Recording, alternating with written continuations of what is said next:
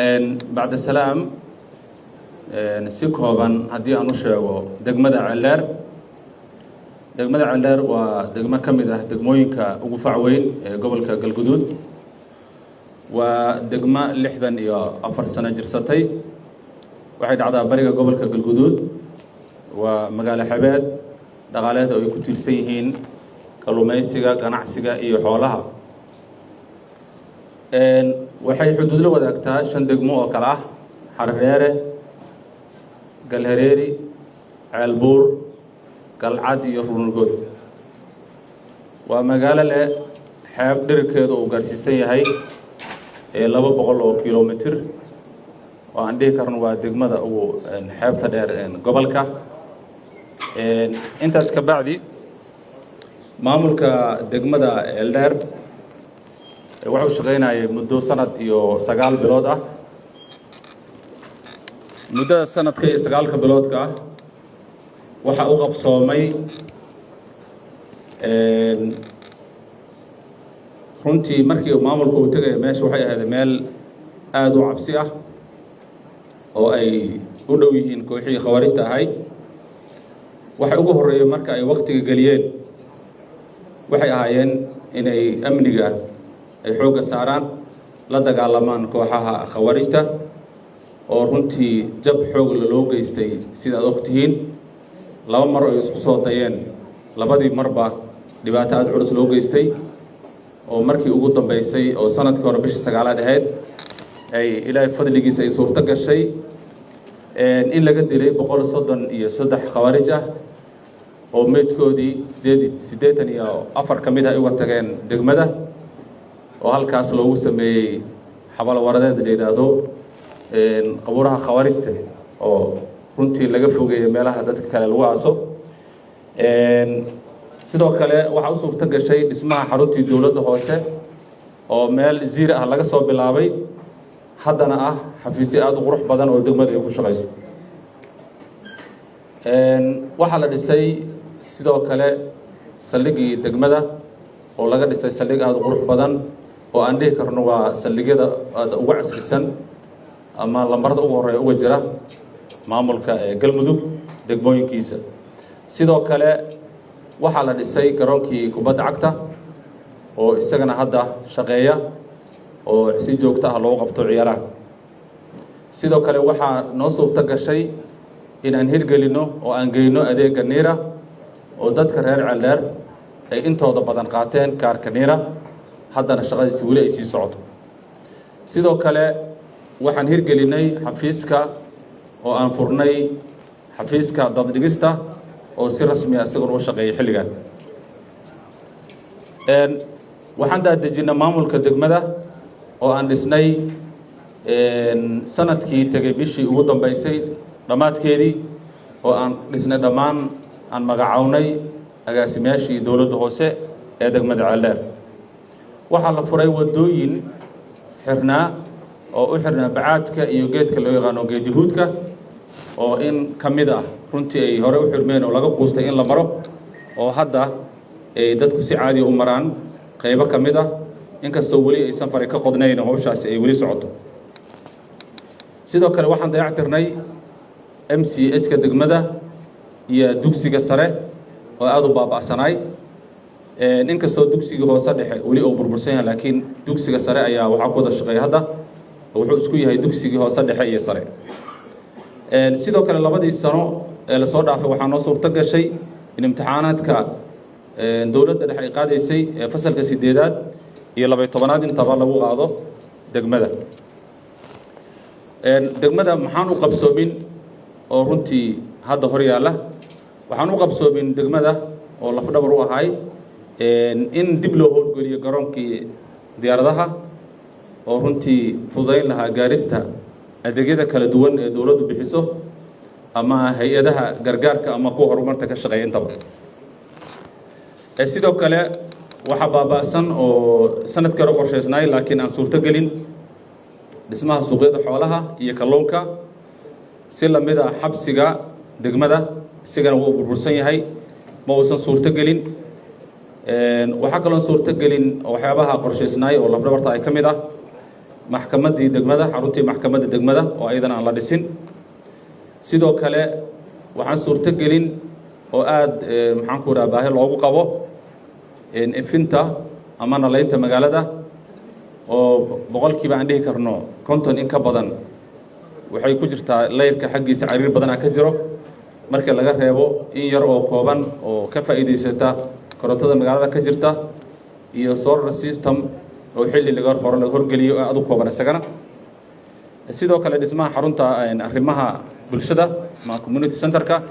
iyadana ma aysan suurto gelin dhismaheeda sidoo kale guriga martida si la mid ah waxaan suurto gelin in la howlgeliyo ama uu shaqeeyo customkii degmada oo runtii asagana lafdhabar u ah degmada waayo maamul aan dakhli lahayn waa dareemi kartaan culeysyada wajahaya sidoo kale waxaan suurto gelin in la helo xal waara oo barakacyaasha loo helo arrintaasoo runtii caqabad badan ku ah degmada iyo deegaanada la xiriira waxyaabaha ka qabsoomay siyaasadda waxaa ka mid ah sidaan hore usoo sheegnay maamulkii oo la daadejiyey iyo ka dhaadhicinta bulshada arrimaha maxaan ku idhaahdaa doorashooyinka oo dadku maadaama lagu baaqay in waddanku doorasho qof iyo cod u galaayo in dadkii lagu baraarujiyo oo laga dhaadhiciyo sidoo kalena aan tababarnay tiimkii ka shaqey lahay una diyaarsan yihiin hadda xilli dhow inay bilaabaan diiwaangelinta codbixiyaasha doorashooyinka sidoo kale waxaan ka dhaadhicinay bulshada hiigsiga stateka iyo afkaarta dowladnimada sidoo kale isku xirka maamulka iyo waxaan aad u wanaajinay bulshada deegaanka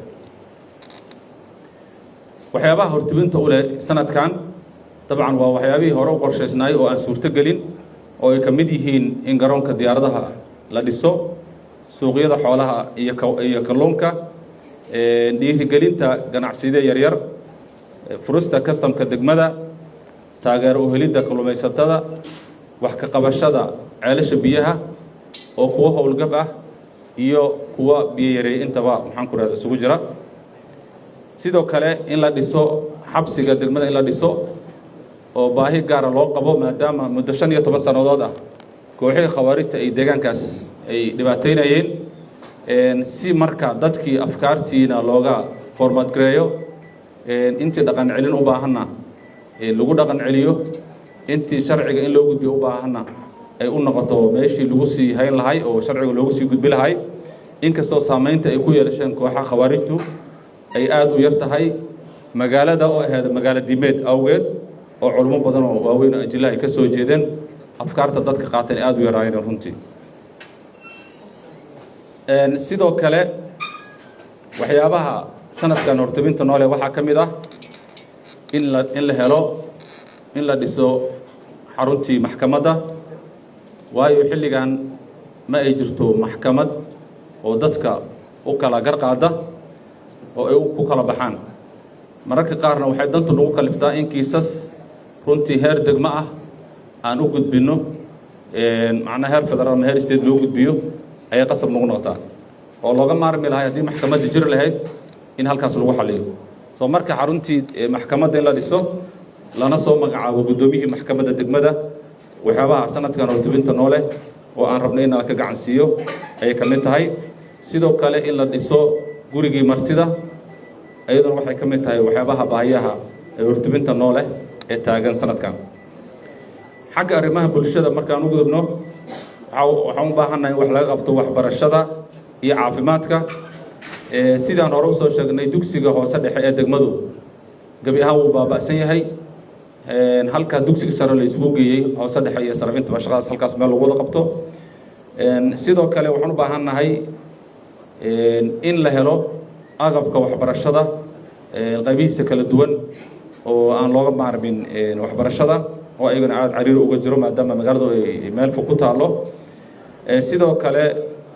waxaan u baahannahay xagga caafimaadka in wax laga qabto isbitaalka degmada oo la ballaariyo agab caafimaad oo tayada loo helo shaqaalaha intooda badan oo xuquuq aan ku shaqeeyana inay xuquuq helaan inkastoo maaliin gaarta wasaaradda caafimaadku ay in badan oo ka mid ah ay usoo heshay mushaar oo kala bar ku dhawaad ay qaataan laakiin inta kale waxba aanay helin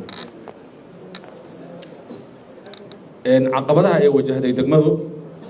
caqabadaha ay wajahday maamulka wajah waxaa ka mid ah in markii la tegayo meel baabi'iyey nimankii oo wax howla in lagu qabto u habboon aysan ahayn runtiina dadaal badan ka bacdi arrintaasi ay hadda meel fiican soo gaartay oo cadowgina la jibeen lagana fogeeyey caqabadihii aan wajahnay ay ka mid ahayd caqabadaha la wajahay oo ilaa hadda taaganna waxaa ka mid ah in aysan jirin wax dakhli ah haba yaraatee muddada sanadka iyo 9 bilood ah oo maamulka uu shaqaynayay waxyaabaha laga bartay sanadkii tegey ama hore ama dabayaaqadii sanadkii hore oo maamulka uu shaqaynayay waxaa ka mid ah in isku xirnaanta maamulka bulshada iyo ciidamada xoogga dalka ee meesha joogay kuwa xaq-u-dararka isku xirnaantooda saxda ah inkastoo ay maxaan ku idhahdaa dhan yihiin kooxa khawaarijtu in looga guulaysan karo waxaad ogtiin bishii 9aad ee sanadkii lasoo dhaafay degmada waxay ku soo weerareen kooxa khawaarijtu in ka badan 3500 oo askari oo ajaanib ay ku jirto sidaan hore u sheegnana lagu geystay jabkii taasoo allah subxaanahu wa tacaala kasugoo ku suurto gashay iskarabsiga maamulka iyo bulshada oo sida aad warka ku haysaan waxaa ku dhintay oo halkaasi ku shahiiday laba ka mid ah odayaasha dhaqanka oo runtii dagaalamaya qorga uu garabka ugu jiray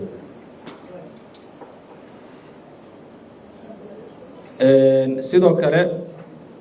waxyaabaha caqabadaha aan dareenno waxaa ka mid ah hay-adaha kala duwan ama wasaaradaha qaar ka mid ah in wada shaqayntooda degmada ay leeyihiin runtii aysan aad u fiicnayn ma wada eedeynayo laakiin wasaaradaha qaarkood wada shaqayntoodu ma wanaagsana waxaan isleenahay wasaarad kasta ee ka mid ah wasaaradaha galmudug waxaa waajib ka saaran yahay degmo kasta xaaladda ay ku sugan tahay inay la socdaan waan u mahad celinaa runtii wasaaradda si dhow noola shaqay way jiraan oo ay ugu horeyso wasaaradda arrimaha gudaha caafimaadka isboortiga gargaarka si gaar ay runtii noola shaqay waa mahadsan yihiin inta dhimana waxaan leenahay oo aan la sheegin ma tirinayno magacyadiina laakiin xaggayna dhaliil baa idin taallo inta dhaliishaas waxaa ka qabanayana fadhi kastoo imaadnoo sheegi doonaa waxaa intaas la jirta sanad kasta markii la isugu yimaado waxaa la wadaagaa afkaar qurux badan iyo ajendayaal aad u qurux badan ajendayaashaas in badan oo ka mid ah meelaha qaar waa ay ka fulaan dadka annagu aan u tagnay oo ballanqaadyadii wixii aan sharar ka qaadnay aan u geynaynana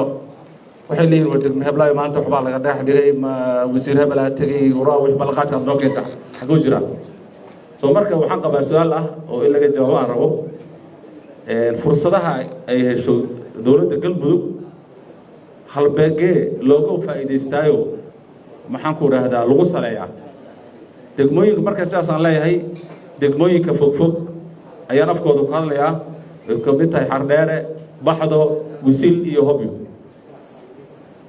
haddii ay arkaan dadku caalamul facebook baan ku sugannahay oo wax kastoo dhac waa la ogyahay degmo intaasoo mashruuc laga fuliyay markay arkaan ballanqaadyadii hore aad u gudbisay oo madallaha noocan aad ka qaaday aad meesha aad geysana dadkii ay isu waafaqi waayaan waxay leeyihin wixii la ballan qaaday guddoomiye adiga dhex ku leexsaday ma maamulkaa qaba see waxu jiraan mise adikaan xagga waxba ka goyninoo tiradaba kuma jirtaan sidaas daraaddeed waxaan codsanaynaa in mashaariicda iyo waxyaabaha kala duwan ee fursadaha la helo si feer ah loo maxaan ku idhaahdaa loo wadaago haddii aan laysa dhalin runtii waxba ma saxmaan marka waxaan leenaha dhaliishu waa mid wax saxaysa ma ahan wax kale marka wasaaradaha qaarkood waxaan leenaha marka si gaar ah isu fiiriyeen annaguna yaana lagu qasbin inaan maxaana ku celcelino markaan nimaado ayaad sheegno ceeb bay nagu tahay laakiin markaan way sheegaynaa ceebta marka dambena waxaan rajaynaynaa inaan ammaanta ka heli doono fadhiyada xiga insha allahu tacaala aad iyo aad u mahadsantihiin waxaan rabaa inaan kusoo gabagabeeyo talooyinkan oo ilaa 4 gaaraya oo aad muhiim noogu ah oo inta aan hortibinta loo noo sheegnay ay ka mid ah laakiin si gaar ah aan rabno inaan dul istaagno garoonkii diyaaradaha oo runtii haddii aan la howlgelin culays badan oo ka jiri doono adeegyada aan ka cabanayna gaarsiintooda iyo in la dhiso ciidanka daraawiishta oo runtii aan uga maarmi lahayn hadda amniga magaalada waxaa ka shaqeeya military ma jiro booliis macno loo meesha joogo marka daraawiishtiina inaan helno waa rajaynayna insha allah wasiirkii amniga ma joogo laakiin in agaasimayaasha wax ka joogaan aan filayaa iyo sidoo kale in la helo ciidan booliis oo ku filan amniga magaalada si ciidamada militariga oo runtii annaguna aan dhib ku hayno ayaguna mararka qaar dishibliinka nidaamka loo fuliyo booliiska shaqadiisa u qabto inay ka duwan yihiin ayagoon ku daraanaya laga yaabo iyo sidoo kale in lasoo magacaabo guddoonka maxkamadda xabiis lagu sii shaqeeyo intii xaruntii laga dhisay annaga insha Allah keeni doono waxaabahaasoo dhan marka isku xiran waxay muhiimad u leeyihiin degmada marka aad iyo aad u mahadsantihiin haddii aad ku dheereen waxaan isleeyahay inta aan ka imaado meesha aad u fog waaye aad u mahadsan sanadkan sanadkiisa waxaan rajeynayaa insha Allah tacaala